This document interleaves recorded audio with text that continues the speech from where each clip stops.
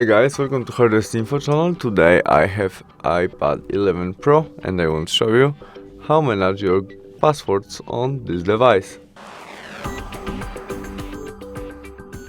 To do that, in the first step, open Settings application, where we scroll down and choose Password Selection. Now you must enter a look screen to manage it, and there we have password which our device remember. We can tap on Facebook maybe, and there we can copy our email by tap on it and tap on copy, or after we press on it, our smartphone show us password which remember. We can also copy it. You can add notes to that, or we can custom it by tap there and write something new. After you add all you need, you click done, or we can delete all by delete passwords and confirm it by delete.